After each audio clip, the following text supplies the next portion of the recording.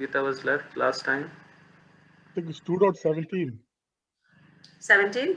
7 I was also Vasudevaya. thinking, since we're doing Bhagavad Gita and you guys are again, veterans now, why don't we take up this project of memorizing the Mangalacharan with everyone? So before we start reading, Okay. let's recite the Mangalacharan. So this is a little project that we can all take together to learn the Mangalacharan, which is Jnanatimirandasya Jnananjana Salakaya Chakshurunmilitam Yena Tasmai Shri Gurave Namaha Shri Chaitanya Manobhishtam Stapitam Yena Bhutale Swayam Rupa Kalamayam Dadati Swapadantikam Vandeham Shri Guru Shri Yuta Padakamalam Shri Gurun Vaishnavamsya Shri Rupam Sagrajatam Sagana Raghunathanvitam Tam Sajivam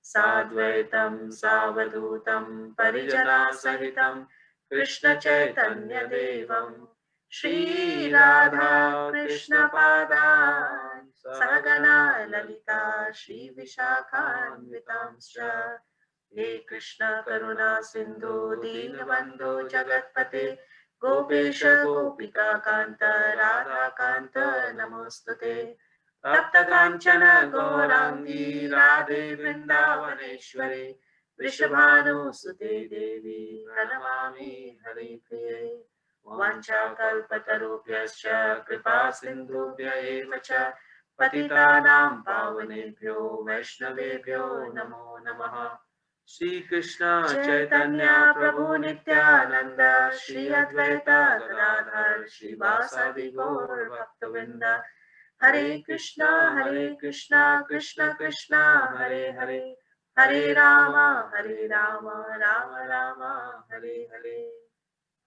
Were you guys able to see the Mangalacharan? Just occurred to me that are you still seeing the Bhagavad Gita or the Mangalacharan? It's the Mangalacharan. Yeah. All right. So text 17.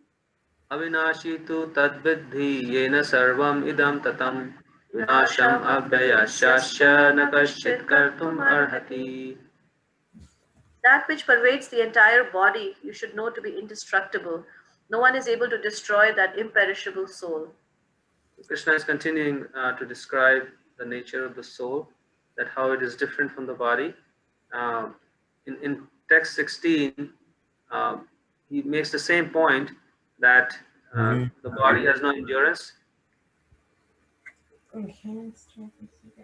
Is there a problem?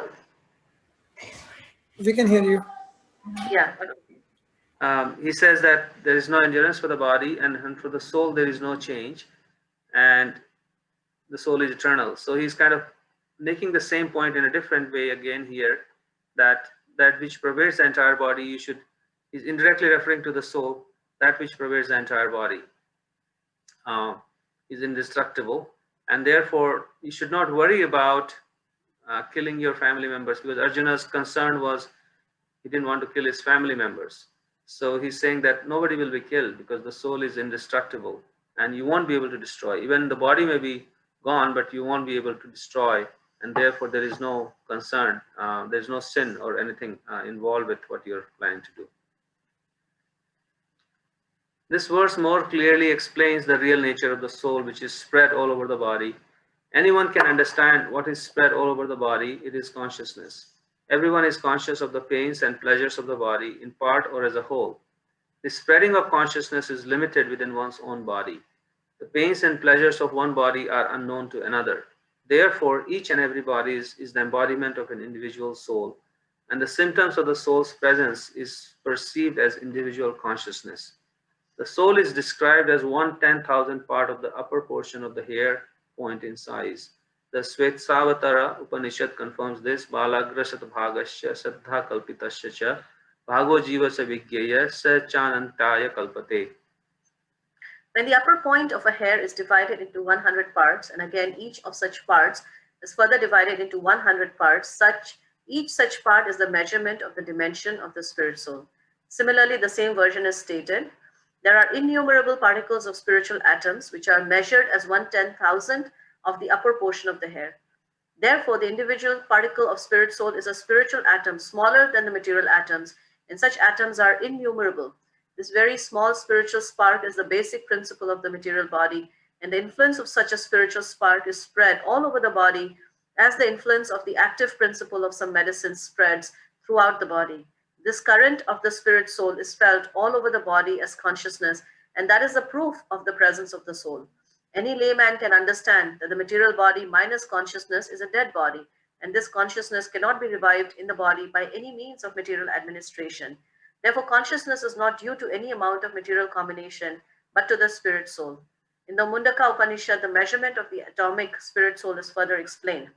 Eshonur atma chetasa vidditavyo yasmin prana panchadha samvivesha pranesha chittam sarvamotam pragyanam yasmin vishuddhe vibhavatte shatma.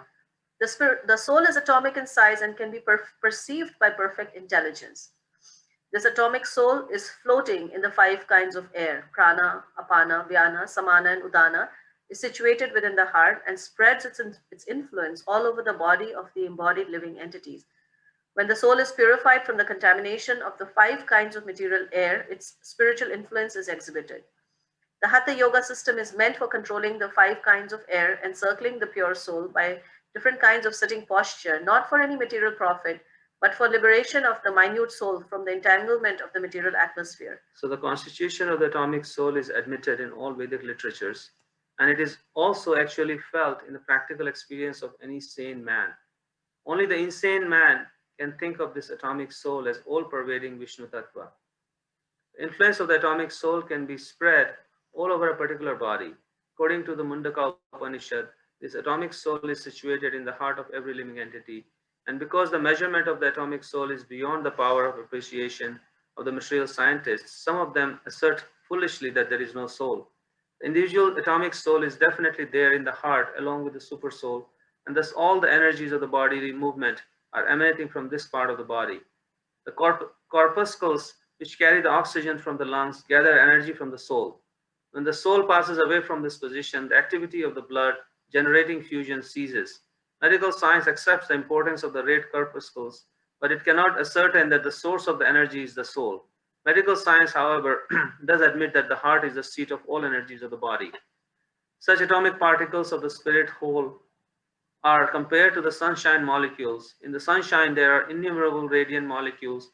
Similarly, the fragmental parts of the Supreme Lord are atomic sparks of the rays of the Supreme Lord, called by the name Prabha or superior energy. So whether one follows Vedic knowledge or modern science, one cannot deny the existence of the spirit soul in the body. And the science of the soul is explicitly described in the Bhagavad Gita by the personality of God himself. Very interesting purport. A lot of interesting knowledge here.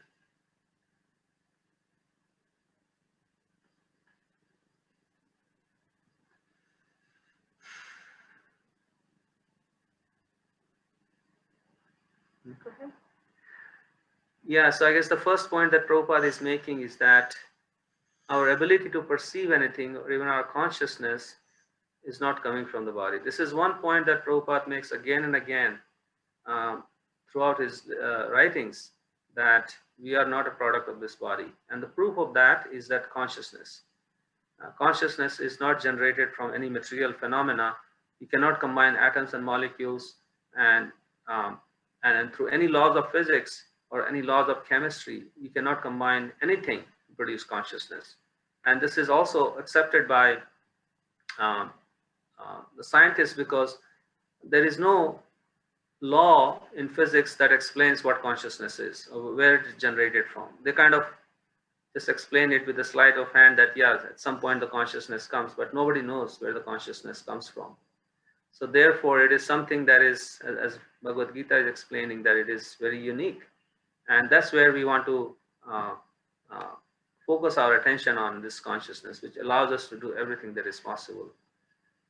So that's the first point that Prabhupada is making, that without consciousness, there's nothing. The body is also useless without consciousness. It cannot survive without consciousness, whereas the consciousness can survive without the body. I guess also, what is the practical implication of that? Like, we read this all the time, we hear this, that consciousness is the real essence of who we are, and it's the real self, and this body is simply a covering. What it means is that when we operate on the platform of this consciousness, right? When we live a life which is centered around supporting, a life of consciousness. Prabhupada uses the word Krishna consciousness. Prabhupada says consciousness simply means Krishna consciousness. Just like when we say light, it means sunlight. All other light are actually dependent on the original source of light, which is the sun.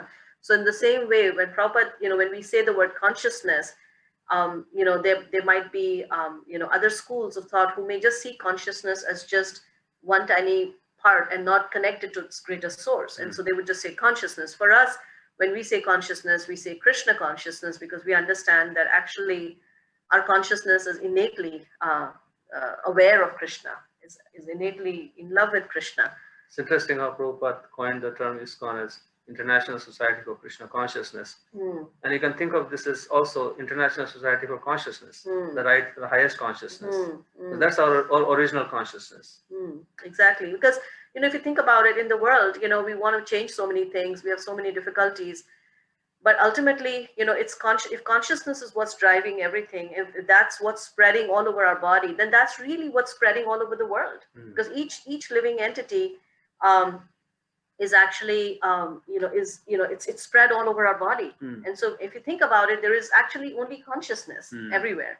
We are seeing matter, and we are thinking that we live in a world of matter, but beneath this world of matter, what's pervading this entire world, this entire universe, is actually this consciousness.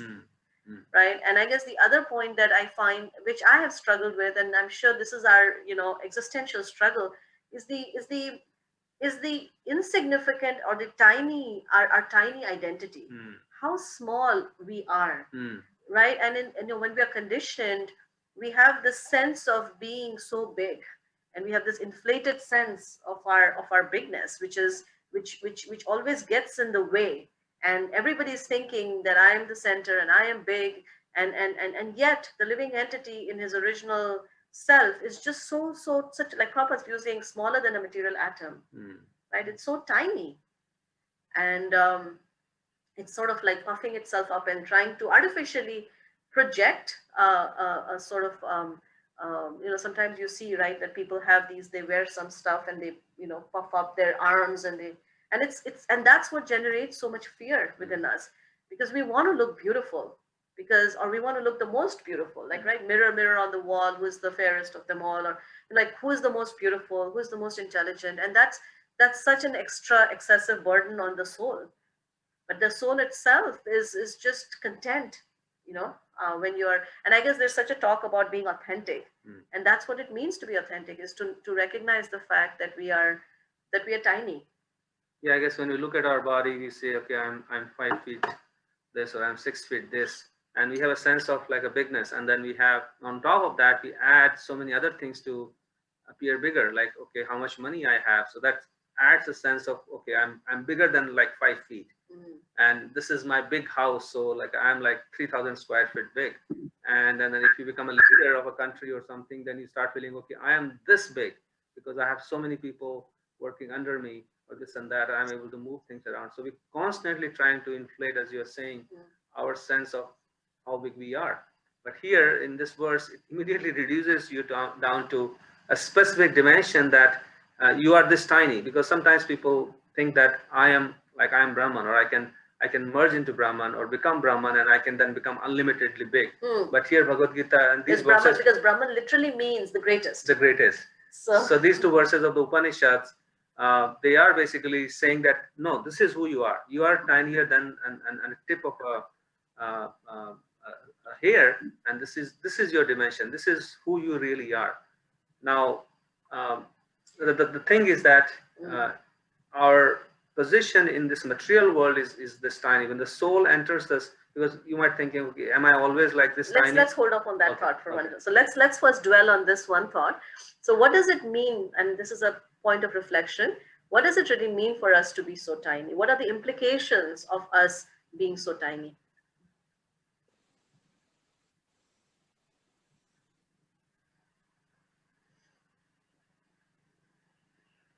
how does it, how do you Something, Yeah, go ahead, something Pratibha. that is so minuscule is able to control the entire consciousness, whereas we give so much importance to the gross body, which shows, which shows how ignorant we are. Like we always look at what is gross body, and we say she is so beautiful, she has great personality. We give importance to something that is that should not be even taken into consideration, but that's where we are.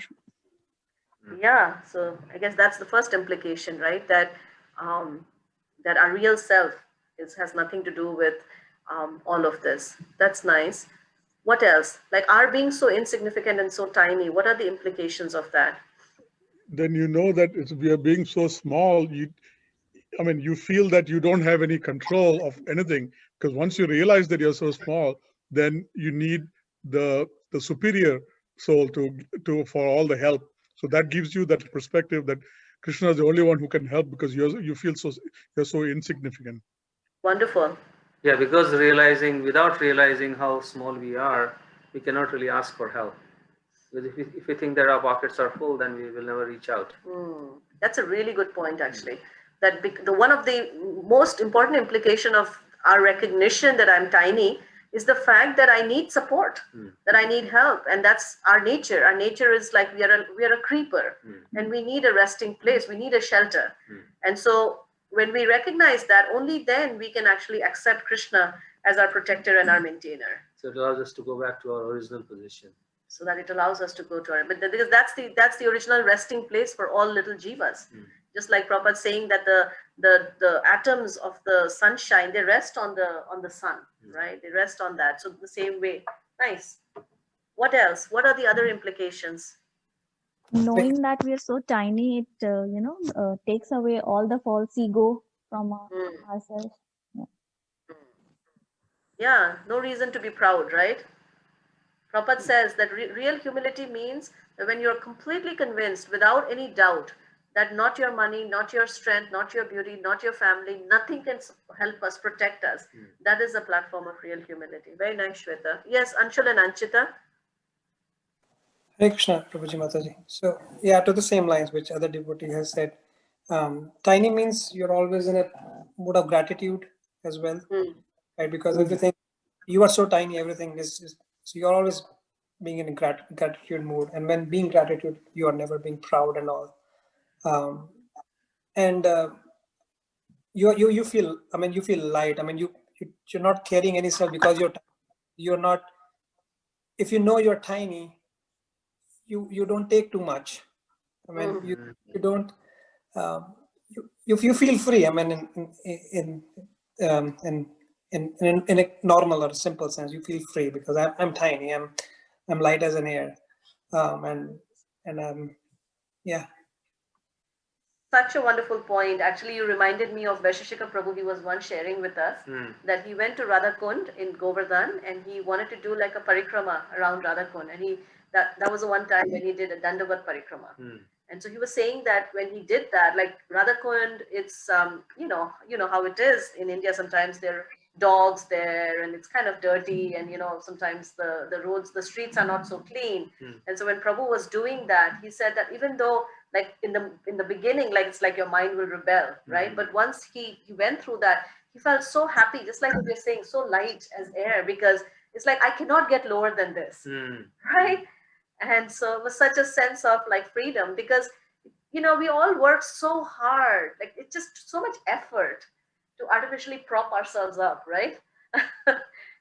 Yeah, even in bhakti, because of our conditioned nature, we try to prop ourselves up that, okay, I'm such a good devotee, I'm such a good, I do the service so nicely, I'm whatever.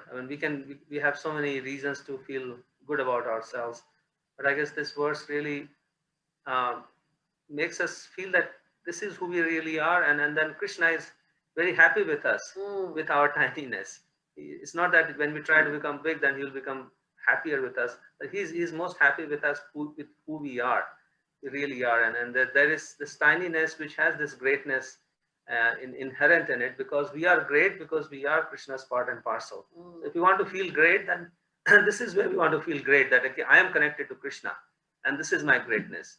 But I'm happy being tiny because I'm not lacking anything. Yeah, being tiny, sometimes we think that there's nothing in a tiny thing, like a tiny speck of dust doesn't have any value, or it doesn't have anything.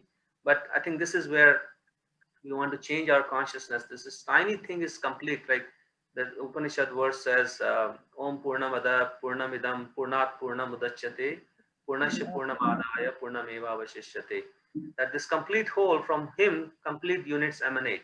So that complete unit means many different things. It means the universe, but it also means these tiny living entities, which are also Purna, which means we are complete. Which means we are complete in everything. We are not lacking anything, although we are tiny, like tinier than a hair.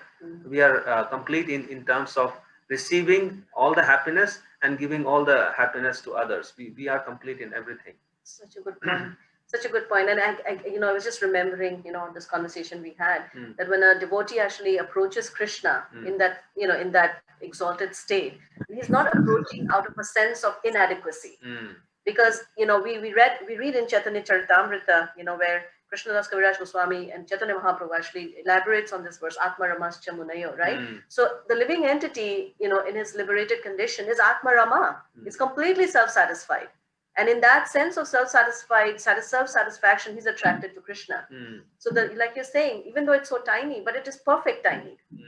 It's, and it's Krishna is, Krishna doesn't need us to be anything else but that. And Prabhupada also mentions that how a tiny living entity, when it falls in love with Krishna again, then you can become greater than God. Prabhupada says in bhakti, you can, because Krishna allows that out of love, he can allow his devotees to become greater than him.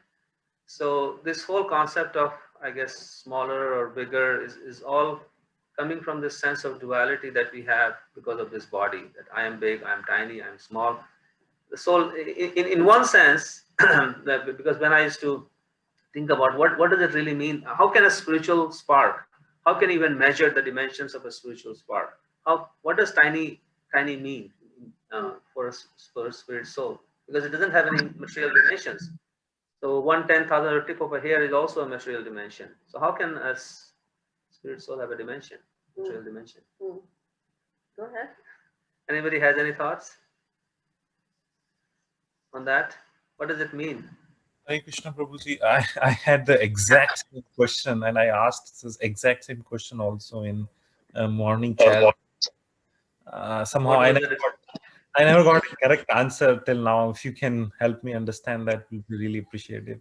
Okay, let's churn it a little bit. Yeah, anybody else? Yeah, my understanding is anything which is measurable is material. If it is measurable, it should be material. If something has a dimension, that means it is material. If it is spiritual, it should not have any dimension. You cannot bind something spiritual in a dimension. That was my understanding. I don't know if I'm correct or not. No, Yeah. that's Valid, exactly yeah. what I had in mind. Bhakti Lata, any thoughts on that? Shambhakti, Shringar, Radhika, Prem Dham, yeah. Yes, Tarunji, go ahead. Daryl, Ashley, yeah, go ahead. Anyone? I'm sorry. Oh, Hare Krishna, I guess had a reflective question, like one way that we see that we're tiny is, like if we like to go out and look at the stars a lot, and out here it's a small town, so you're able to really see the stars because we're up in the mountains, and like looking at the stars, it's so many stars, but it's like, to know that a star is a sun, like every star you see up there is a sun. So like our sun has multitudes of planets that is revolving around it, not only, including the ones we haven't even discovered yet. And we're just one small solar system that's a part of the Milky Way galaxy. So there's multitudes of other solar systems in our one galaxy. But when you look out in a solar system, you see multitudes of, it's just like you can't even count the stars. And then like in a faint distance, you can see like clusters like the Pleiades and further. So it's like there's an infinite amount of stuff. And this is just what we can see in our galaxy. And then, just science and knowing that light years and light years away, there's a whole nother situation that's going on in a whole nother galaxy that's similar to ours. It's like, it really does make you feel small. And then, you know, just thinking about this, it just makes me question, like, why is everything in material nature appearing so big to us? Is, you know, and I guess that answers the question in itself, because when you're small, everything looks so big to you. So it's just, but it just makes me wonder why we were created. Why is the spark so small in comparison to material nature? Like, you know, if everything was designed, it makes you wonder why was material nature, what is the purpose of this material nature being so much bigger than us as the spark? Very good question, Ashley. That's a very good deep question, that why everything in this material world appears so big, and why did Krishna design us in this way? First, let's talk about Vishal's question. Yeah, Yeah. they are both related, so let's talk about that, and then we'll also address. Hare Krishna. Hare Krishna. Hare Krishna. Yeah. So I was thinking that just like any analogy, the analogy of a measurement, it goes only so far. We are not trying to measure the soul in terms of, you know, weight or height or, you know, length, breadth, like that. The soul is completely transcendental. It's non-material, and we have to measure the quality of the soul. Like the soul can have 50 of whatever qualities Krishna has. Soul has that much qualities. It's like you know, we are quantity wise, we are tiny. So that is a comparison. Like Krishna is big, we are tiny in that way, but by quality we are like, you know, we can shine like that. So that is the measurement we have to do with the soul, like how much we are able to bring out those qualities. Because to even I mean, somehow if I think more like Ashley's point also, some similar. That's why the soul looks tiny in terms of from material, but from the spiritual side, it's big. It's very significant. Thank you, Vakilita. That was very nicely explained. Anybody Premdham or Sringar who wants to? Hare Krishna, Prabhuji. Am I audible? Yeah, go ahead. Okay, I just want to draw a scientific analogy to the soul, comparing soul with energy. As in science, we say the energy neither can be created nor can be destroyed. The same goes for the soul as well. And we know this energies, whenever it is there, we can perceive those energies like electrical energy by looking at the lights, but we know, or looking at the fan or the air conditioning or big machines that we see, but a small, very tiny wire that is carrying that energy into it. So the energies does not have any form. Sorry. So it generally changes only its form from one kind of energy to another. So as the soul moves from one body to another body, but that say I could say the electrical energy is moving to and going to an operator fan, and then that fan moves and creates an mechanical energy, and thus that energy keeps going from one place to another, like the way the soul moves from one body to another body. And there is no form of there is no measure of the existence of your there is a measure of energy, but you can't measure it in mass. It can be measured in different ways. So that is what the analogy I thought could be scientifically drawn. That is correct. For soul. That is correct. Yes, that is, soul is not, doesn't have material mass as we think. It is pure energy. Yeah. That's really nice. We can read this. Loka Prabhu, I have to leave right now because tomorrow is a working day. So thank you. Thank you for joining. Yeah, so I guess going back to Vishal Prabhu's question, go ahead. Why don't you? Yeah, as Bhaktilata was explaining that the soul doesn't have any material. The thing that I understood was because it is so tiny, it takes away that burden of trying to measure the soul. So that's another way to look at it, that it doesn't have any material dimensions. It is so small that you can't even measure it with any material instrument, like Krishna says in the in the Bhagavad Gita. Nenam chindanti shastrani, nenam dahati pavaka, na chenam kledantyapo na sosyati maruta. The soul cannot be cut or dried or wet or anything like that. That means no material element can touch the soul. So therefore, no material element can be used to measure the soul also. Because as soon as you can measure it, and you basically capture the soul through some material technique, but the soul cannot be measured. So that the tininess that is being described is more allegorical or analogical, that doesn't really have any material dimension. It can also mean that if you try to see the soul through a material means, then you won't be able to see it. It also means that, because it is so tiny that you trying any instrument that you design using material techniques, it also means that in front of Krishna's material energy, which is so vast, as Ashley was saying, that why does everything appear so big? Because Krishna's material energy is limitless. It is so vast that in front of Krishna's, even Krishna's material energy, we are tiny. We can't really manage this material energy on our own. We can't manage a virus. We can't manage a virus. Which we cannot even see. Yeah. Right? Yeah. So in front of Krishna's material energy, we are tiny. We don't have any standing in front of Krishna's material energy.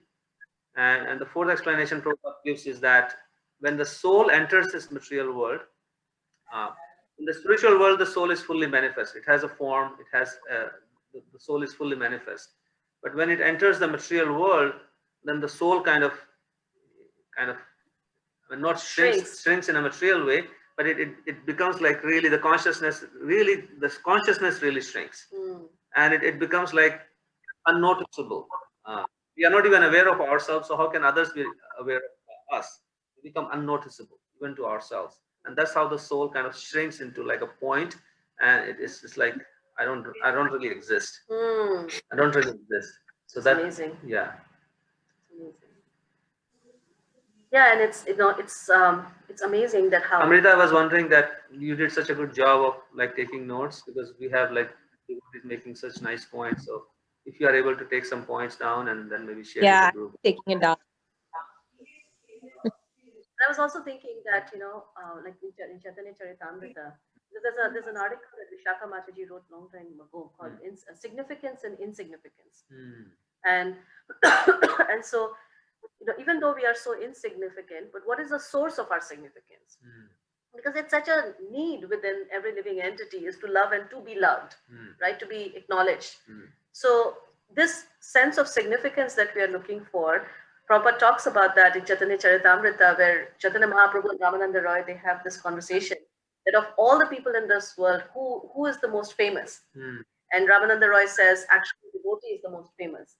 And so then, when she was talking about how, she, even though a living entity is so insignificant, but for that tiny, insignificant living entity, Krishna is even willing to, steal, like in the story of Khir Chor Gopinath, right?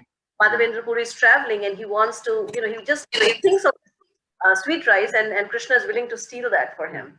So we become significant because Krishna acknowledges us. And that is the source of our significance. And he acknowledges us when we truly become, or we start acknowledging ourselves as being smaller than the straw in the street. So from that place of insignificance, then Krishna, because it's like when Krishna acknowledges us, then we become the most significant, right? And we become, completely acknowledged. And I guess I was thinking, as you're saying, that despite our insignificance as a tip of a hair, Krishna is interested in us. I think that's the most wonderful thing, that who's interested in like a penny. Many times you see a penny lying on the street, and Who's going to bend down and lift this up, right? Let it just lay there. And we just walk over it, right? So, but Krishna, I mean, it's our significance that Krishna is interested in us, despite us being so tiny. I think I want to read a few sections. This is amazing. Okay. Just 1 second. Just stay with us. We'll just read this. So, Srila Prabhupada spent 1 month crossing the Atlantic Ocean on his first trip to America. He suffered seasickness and heart attacks. Before he disembarked, he wrote a prayer to the Lord, appealing for his help in offering Krishna consciousness to Westerners. He signed the prayer, a most unfortunate, insignificant beggar. A.C. Bhaktivedanta Swami. Srila Prabhupada was perpetually humbled by the unimaginable greatness and incomparable perfection of Krishna, and he perpetually felt himself an insignificant servant of the Lord. Still, in his mindfulness of the Lord, he was materially and spiritually fulfilled, for he had Krishna, and whoever has Krishna wants nothing. And Srila Prabhupada could simultaneously see and love the significance within each of us while showing us our insignificance before Krishna. So it's simultaneous. The more we deny our insignificance, the more we are impelled to be materially significant, which is to have no factual significance at all. The Lord's gift to us, the gift of truth, is to doubt our importance, to allow our instinctive appetite for insignificance to emerge, to resolutely realize our insignificance before Krishna, and to refrain from the temptation to be materially significant. We may receive that gift or reject it. Understanding our insignificance is not an outward gesture, but an inner awakening. It is purification. If we choose to accept our insignificance, then although we may be surrounded by materially significant people, we advance spiritually because of Lord Krishna's support. Queen Kunti prays. The Kinchana verse. Yeah, go ahead. Queen Kunti, she says this famous verse that, what was that verse? My Lord.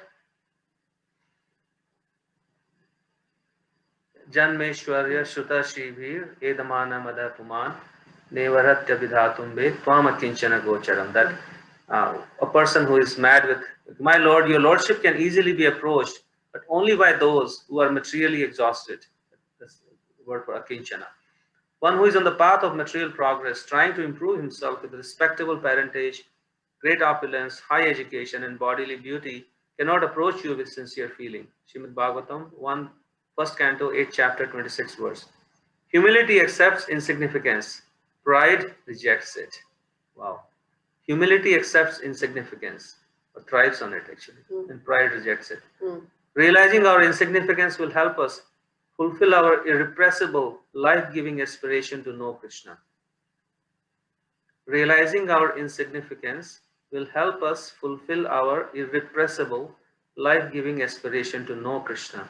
When we have understood and unhesitatingly accepted our insignificance, special grace in our devotional life will enable us to happily engage in His work. Rather than worrying about our image, we will be absorbed in our service. Humility means awareness of our own insignificance along with respect for the worth of others. In the words of Lord Chaitanya, one who thinks himself lower than the grass, who is more tolerant than a tree, and who does not expect personal honor, yet is always prepared to give all respect to others, can very easily always chant the holy name of the Lord. So nice. Nothing, continue. Humility is essential for pure chanting, the central practice of Krishna consciousness. Lord Chaitanya's devotees, par excellence, Srila Haridas Thakur taught by his example how to chant the holy names of Krishna. He revealed his mood of deep humility in these words to Lord Chaitanya. My Lord, if an insignificant insect like me dies, what is the loss? If an ant dies, where is the loss to this material world? It's very elevated. I'm just going to skip this a little bit and then just get here because we may be running out of time. Insignificance is so inconceivably ecstatic that the Lord himself desires it. As Srila Prabhupada describes, Krishna says in Chaitanya Charitamrita, you will find everyone worships me with awe and veneration. But if anyone worships me without any awe or veneration and treats me as insignificant, I like that. I like that. So that exchange of Krishna's feelings you can find in this Gauriya Vaishnava philosophy, that Mother Yashoda is treating Krishna as very insignificant. He's my child. If I don't give him protection, he will die. Therefore, Krishna is very much obliged to Mother Yashoda. So it's not just us, but Krishna also loves that mood of insignificance. And I guess from insignificance comes service. and respect for others and love for others. Yeah. So anyways, yeah, we'll stop here and we'll just hear from you guys. Yeah, hear from you guys. Everybody can say something. I just want to add a small line that I heard from Kathopanishad. It says Anor Aniyan Mahato Mahiyan, which means that God is smallest of the small, and He also is the largest of the large. So that, in context to the soul being, so tiny, it doesn't take away, any greatness of the connection we have with the Lord. Like. Very nice. Thank you. Yeah, I just thought about this thing, like, since Krishna thinks himself insignificant, that's why he is accompanying all the living souls as a super soul. Otherwise, if he had an ego, why would he come and help us get as a super soul? I mean, because he feels insignificant, that's why he is accompanying us also. A nice point. In fact, in the story of Sudama Brahman, when Sudama Brahman brings him some chipped rice, old chipped rice that they have borrowed, begged from their neighbors, then Krishna, he feels insignificant. He doesn't know, like, what can I give to Sudama, which is greater than the gift that he has given me?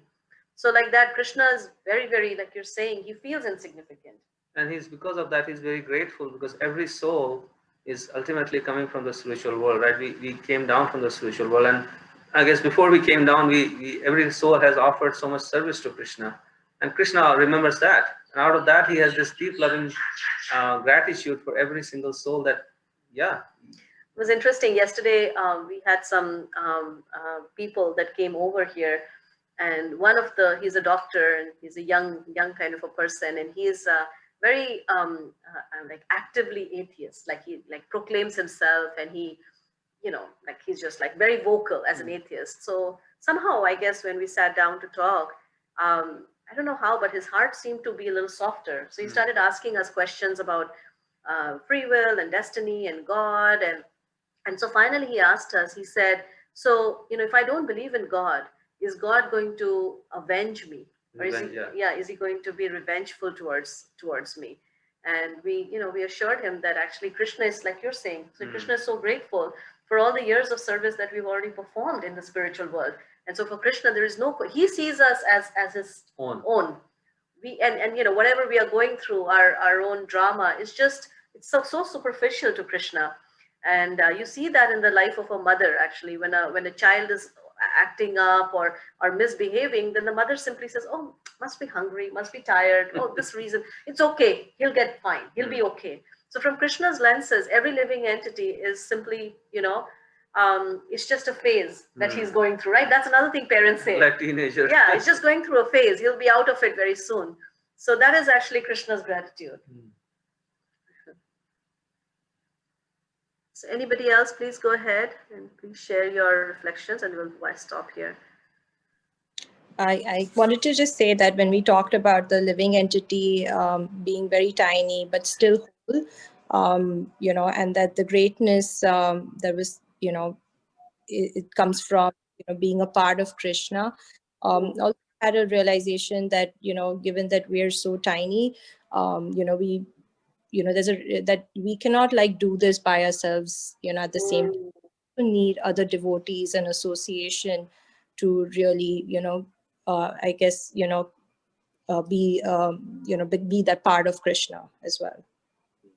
Very nice point. Excellent point. Excellent. That's when we seek the association.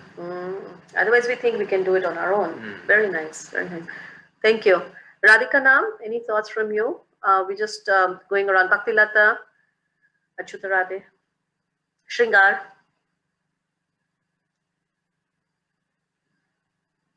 Satsandarbha. Kalpana.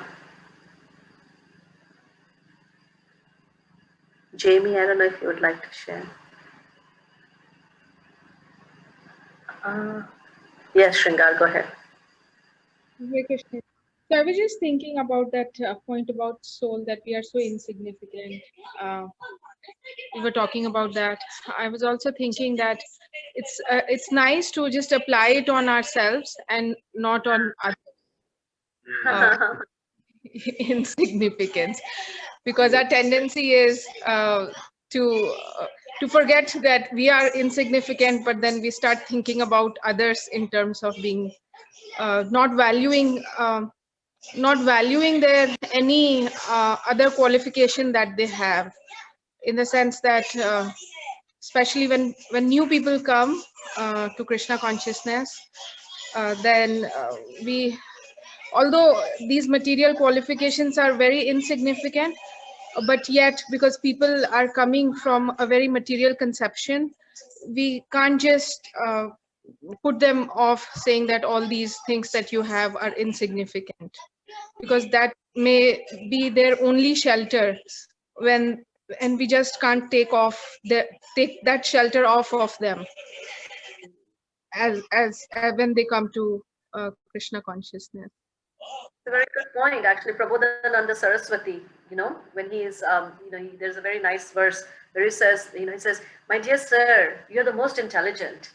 Let me see if I can dig that out. Go ahead. Yeah, that's a very good point, sir, that when we, this is my feeling, that whenever I think of somebody as insignificant, actually I'm thinking of myself as of no value. Our lack of respect and gratitude for others only stems from our own insecurity of being disconnected from Krishna. So if we see ourselves as insignificant but valuable and important to Krishna, then we'll also see others in the same light. So this is, let's see, Prabodhananda Saraswati. Yeah. Okay. Prabodhananda Saraswati, this was taught by him. And he said, if one wants to become very humble and approach another person, then he has to take one straw in the mouth, trina. And then he has to fall down on the feet of the person who he's trying to speak to, right? So it says, Dante nidhaya trinakam padayor nipatya. And then he says, sir, you are a great man. You're so intelligent man. There is no greater man like you. You're so intelligent. You're so rich. You're so beautiful. And then he says that, so now he's saying that you have learned so many nice things, but now kick them out, please. Whatever you have learned, nonsense, rascaldom you have learned, please kick them out. This is my request. So this is what Prabodhananda Saraswati is saying, that this is actually flattering your 100 times, falling down on your feet. I'm speaking one thing, that, whatever you have learned, please forget that. And at the same time, he's acknowledging the fact that you're very rich, you're very smart, you're very intelligent. And that is actually the meaning of Trinadapi Sunichena, right? It's Amanina Manedina. That means that we are giving all respects to others. Like yesterday when we were talking to this person who I had known him for many years as being very staunchly atheistic, but we were just appreciating the fact that he is actually very authentic. And that's something to his credit, that he's able to take a stand. And we could just immediately see him just relax. And he said, oh, in that case, you and I, we're going to get along really well. And right there is the beginning, right? So if we simply can just find good in others, then what happens is that, that's, like you're saying, Shringar, that's the validation that everyone's looking for. And that's the meaning of fanning the spark. Because everyone's looking for Krishna. Right? And there is something that's blocking them, some anger, maybe some bad experiences, maybe some doubts. And we are more similar than we are dissimilar. The same doubts that we are going through, pretty much everyone else is also going through the same doubts. So when somebody comes and says, I'm an atheist, really what he's saying is that I don't believe in all this hypocritical, ritualistic stuff that I see around. And that I really want to find. Yeah. Because the atheist has an energy about trying to find the absolute. They have this pointed energy. And that's why they're so militant about it, right? Yeah. So, anybody else? Hare Krishna Prabhuji, I have one question related to the size. So we were talking about the tiny size of a soul. Similarly, I was thinking like this material world is unlimited. It's like such a big energy, like we cannot even imagine. But Krishna has made us very limited. Our intention to come to this material world was to enjoy this material world, but he limited us with And even though he gave unlimited amount of material energy, but he limited us in a way. So first of all, why he gave unlimited amount of material energy, which is like not perceivable, and if he gave unlimited, then why he limited us? The unlimited amount of material, that's a very good question, and I can just maybe attempt to answer it. Unlimited amount of material energy is there because all of Krishna's energies are unlimited, right? Parasya Shakti Vivideva Shruyate, that Krishna has so many unlimited amount of energies, and each of those energies are unlimited. So the material energy also being one of his Krishna's energies, unlimited by nature. It's not that he made it unlimited. It is like that. And the other reason I can think of is that to give us all the possibilities of enjoyment, living entity wants to come to this material world to enjoy unlimitedly. So therefore, this unlimited material energy is there. That hey, all these possibilities are there. Go for it and try to enjoy this unlimited material energy, and see how far you can go. Yeah, but you can only enjoy that unlimited material energy limitedly. Because in the sense that, like, just like a child, right? You can give a child like a big menu. You can say, okay, here is your menu.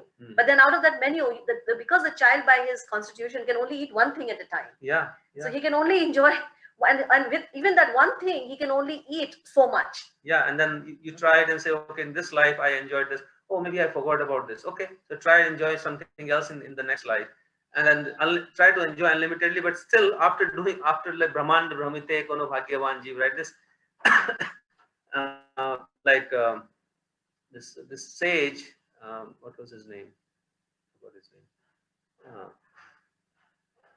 This great sage, anybody remembers? He's mentioned in the 12th canto of Bhagavatam. He wants to see Krishna's material energy, and then Krishna puts him in this the ocean of devastation, and then for a whole night of Brahma, he's floating around this ocean of devastation, which is unlimited.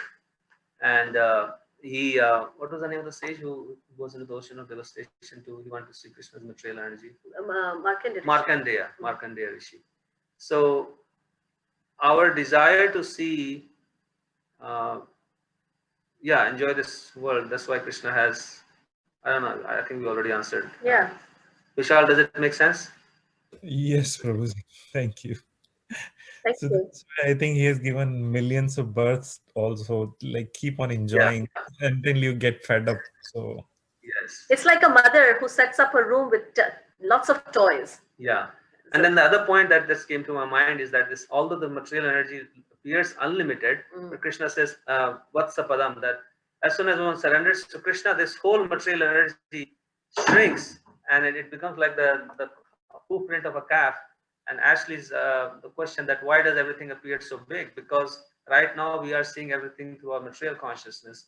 And when we surrender to Krishna, this whole galaxies and stars and everything which appears so big to us, it's just a play of consciousness. The whole thing will appear, it's nothing, it's insignificant in front of Krishna.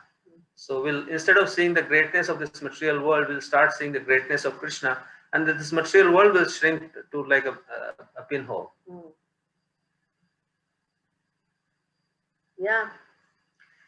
All right. So we've gone through a lot of intense discussion. Maybe we'll stop here. There are no last points, but thank you so much for participating. Darren and Ashley, we wanted to just mention to you, I don't know if, I know you were mentioning about your family members wanting to join. So if they want to register, we're starting next week on the 10th. And then the URL for registering is very easy to remember. It's tiny URL. So that's our tiny discussion. tinyurl.com that you can easily remember. And then Zoom into Gita. That's let me share it with all of you.